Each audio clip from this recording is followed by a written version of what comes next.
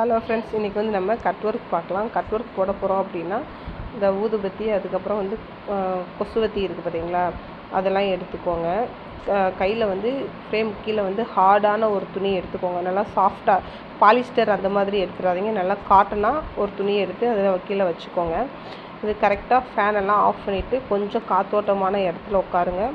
கும்முன்னு ஒரு ரூமில் உட்காந்திங்க அப்படின்னா ஊதுபத்தி ஸ்மெல்லாம் பிடிக்காதவங்களுக்கு ஒரு மாதிரி தலைவலி வந்துடும், டென்ஷன் ஆயிடும். ஸோ அதனால் வந்து ஃப்ரீயாக கொஞ்சம் காத்தோட்டமாக இருக்கிற இடமா பார்த்து உட்காந்துக்கோங்க ஃப்ரெண்ட்ஸ்.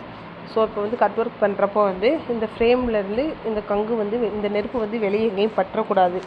அதே மாதிரி ரொம்பவும் நெருப்பு வந்துடக்கூடாது, மீடியம் சைஸாக இருக்கணும். கரெக்டாக பார்த்து அந்த எட்ஜஸ் எல்லாம் வந்து கரெக்டாக இது பண்ணிவிட்டு கரெக்டாக க்ளோஸ் பண்ணிங்க அப்படின்னா அதோடய ஷேப் வந்து அழகாக வந்துடும். ஸோ கட் ஒர்க் வந்து நம்ம இப்படி தான் பண்ணணும். கவனமாக மட்டும் பண்ணுங்கள், கையில் எதையும் பற்ற வச்சுக்கிறாதீங்க. பசங்க இருக்கும்போது தயவு செஞ்சு இந்த வேலையை யாருமே பண்ணாதீங்க. பசங்க வீட்டில் இல்லாத டைமாக பார்த்து இந்த கட் ஒர்க் டிசைன் வந்து பண்ணுங்கள். ஏன்னா நம்ம நெருப்பை வச்சு இது பண்ணுறோம், அம்மா வச்சு இது பண்ணுறாங்க அப்படின்னு சொல்லிட்டு பசங்களுமே அதை பண்ண ஆரம்பித்து கையில் ஏதாவது சுட்டுருச்சுன்னா அப்போ நமக்கு தான் கஷ்டமாக ஆயிரும். ஓகேவா ஃப்ரெண்ட்ஸ்? இந்த மாதிரி வந்து கரெக்டாக கட் பண்ணி எடுத்துகிட்டு அதுக்கப்புறமா என்ன பண்ணுறீங்க அப்படின்னா ஒரு ஸ்கொயர் ஷேப்லேயோ இதுக்கு தகுந்த மாதிரி ஒரு கிளாத்தை கட் பண்ணி பேக் சைடாக திருப்பிட்டு அதில் ஃபேப்ரிக் க்ளூ அப்ளை பண்ணி அந்த கிளாத்தை அப்படியே வச்சுட்டீங்க அப்படின்னா அது வந்து கொஞ்சம் நேரத்தில் காஞ்சிடும். காஞ்சதுக்கப்புறம் இந்த கேப்பில் வந்து அந்த கலர் கிளாத் வந்து நமக்கு நல்லா தெரிய ஆரம்பிச்சிடும். ஸோ இந்த எட்ஜஸ் வந்து இந்த பிசுரெல்லாம் இல்லாத அளவுக்கு பார்த்து கவனமாக பண்ணுங்கள்.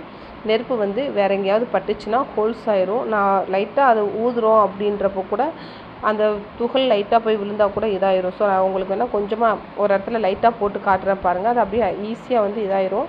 ப்ளவுசஸில் பண்ணுறப்போ வந்து ரொம்ப கவனமாக இருக்கணும். நம்ம வந்து கவனம் வந்து எங்கேயுமே செதறக்கூடாது. ஏன்னா கஸ்டமர் ப்ளவுசஸ் பண்ணுறப்போ வந்து லைட்டாக எங்கேயாவது பட்டுட்டா கூட அவ்வளோதான், அது வேஸ்ட் ஆயிரும் ப்ளவுஸேவும்.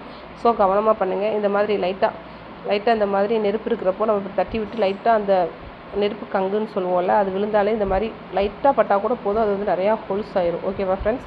கீழே வந்து கிளாத்தை வந்து க்ளூ போட்டு அப்ளை பண்ணிவிட்டு பாருங்கள், அந்த ஷேப்பில் வந்து அழகாக வந்து அது உட்காந்துரும். ஓகேவா ஃப்ரெண்ட்ஸ்? தேங்க்யூ.